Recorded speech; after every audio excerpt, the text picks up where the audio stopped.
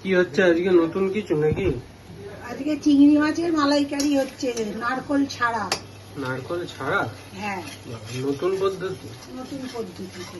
আচ্ছা। এটা মশলা কষা হচ্ছে, হুম। মশলার প্রায় তেল ছেড়েই এসছে। আর চিংড়ি মাছ? আর এই তো চিংড়ি মাছ। দারুণ। হ্যাঁ, এই যে। ভালো ভালো, ঠিক আছে, করো। নমস্কার বন্ধুরা, সর্বাণী হেসেলে সবাইকেই স্বাগত। আশা করি তোমরা সকলেই ভালো আছো। তোমরা দেখতেই পেলে আজকে আমি কি রান্না করছি, সেই রান্নাটা তোমাদের সাথে শেয়ার করছি। কিনা নারকোল ছাড়া চিংড়ি মাছের মালাইকারি হবে। এটাও খেতে অপূর্বই লাগে, খুবই সুন্দর। ঘরে থাকা উপকরণ দিয়েই সহজেই বানিয়ে নেওয়া যায়। যে কোনো চিংড়ি মাছ দিয়েই বানানো যায়। সব সময় যে বলবে গলদা চিংড়ি দিয়ে মালাইকারি করতে হবে তার কোনো মানে নেই।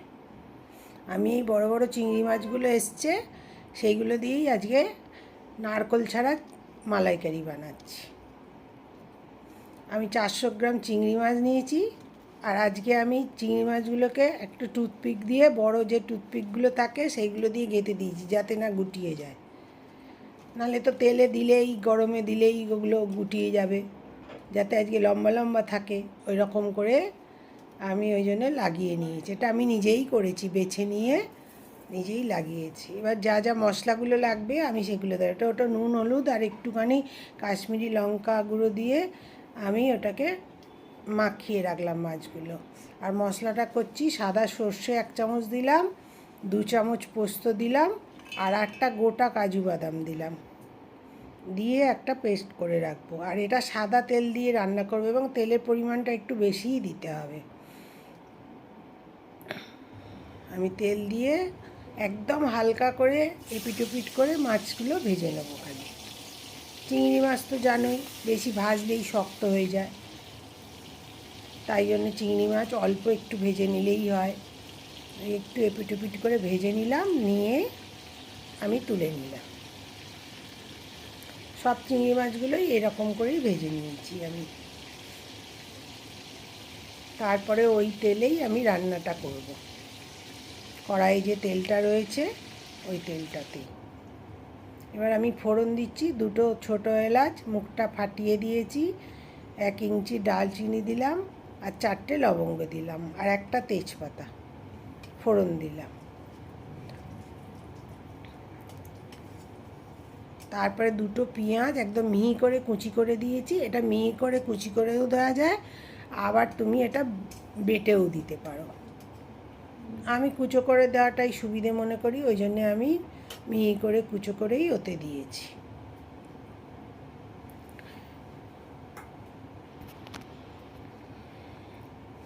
পেঁয়াজটা বেশ ভালো করে ভেজে নিতে হবে।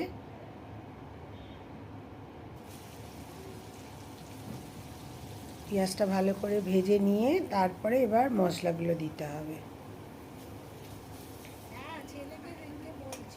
যেহেতু মাছটাতে লবণ দিয়ে, লঙ্কা দিয়ে আর হলুদ দিয়ে মাখানো ছিল, ওই জন্য তেলটা একটু লাল হয়ে গেছে।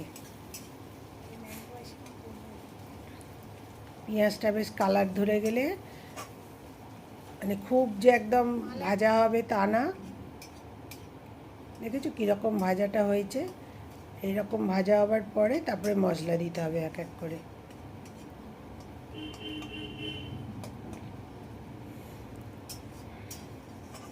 নারকোল তো সব সময় সবার ঘরে থাকে না, সেহেতু ঘরের উপকরণ দিয়েই করে নেওয়া যাবে। আমি 1 চামচের মতো কাঁচা লঙ্কা একদম কুচি করে দিলাম। এটা বেটে দিলেও চলে, কিন্তু ওইটুকুনি কাঁচা লঙ্কা বাটা তো সম্ভব না, ওই জন্য আমি মিহি করে কুচি করে দিয়ে দিলাম। ওটা মিশে যাবে। 1/2 চামচে রসুন বাটা দিলাম, আর কাশ্মীরি লঙ্কা গুঁড়ো দিলাম 1 চামচ।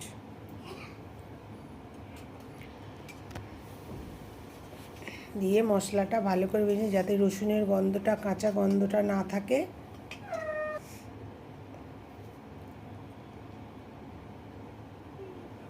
স্বাদ মতো লবণটা দিয়ে দিচ্ছি, আর হলুদ অল্প করে হলুদ দিচ্ছি, 1/2 চামচ দিয়েছি, আর 1/2 চামচ ধনে গুঁড়ো দিলাম। আর একটু মালাইকারি তো মিষ্টি মিষ্টি হবেই, ওই জন্য 1 চামচে চিনি দিলাম। মালাইকারিতে আবার মিষ্টি ভাব না হলে ভালো লাগে না খেতে।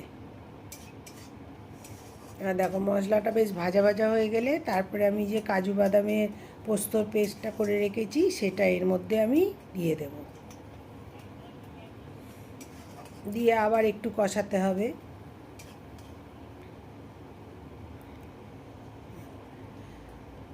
কাজু বাদাম দেওয়ার পরে আর বেশি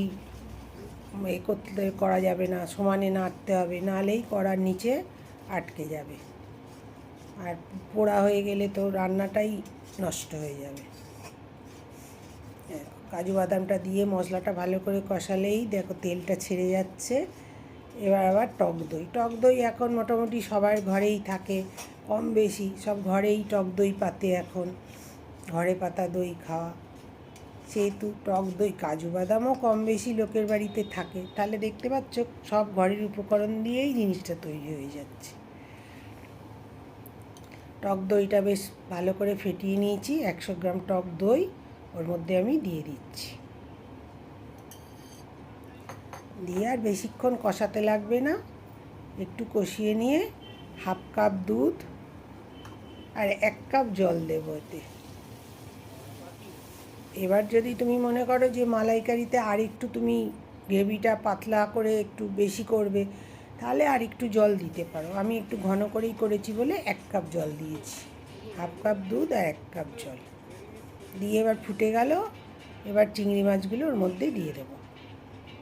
এবার চিংড়ি মাছগুলো যে একটু সেদ্ধ হবার মতো করে ফোটাতেই হবে ওর মধ্যে, কেন ভাজা তো বেশি হয়নি, করে ফুটিয়ে নেব। আর খুব সহজে খুব তাড়াতাড়িই হয়ে যায়। এবং চিংড়ি মাছগুলো ভেজে রেখেছি, তার ভেতরে যে তেলগুলো বেরিয়েছে সেইগুলোও ওর মধ্যে দিয়ে দিলাম। এবারে একটু ঢাকা দিয়ে একটু ফুটিয়ে নেব, নিলেই আমার এই যে নামাবার আগে একটু ধনেপাতা কুচি দিচ্ছি।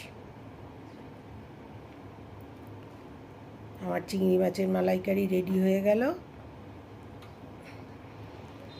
আমার চ্যানেলে কোনো নতুন বন্ধু এসে থাকলে আমার চ্যানেলটা প্লিজ সাবস্ক্রাইব করে দিও, চলে যেও না, সাবস্ক্রাইব করে দিয়ে আমার পাশে থেকো। আর ফেসবুক থেকে দেখলে আমার চ্যানেলটা একটু লাইক ফলো করো। আর আমার রান্না কেমন লাগছে একটুখানি কমেন্ট করে জানিও। আর সকল বন্ধু আমার সাথে থেকো। ঠিক আছে, আমি একটু ঘন রেখেছি বলে আর একটু তোমরা জল দিলে আর একটু পাতলা করেও করতে পারো। আমার ভিডিও যদি তোমাদের ভালো লাগে একটু লাইক শেয়ার কমেন্ট করো।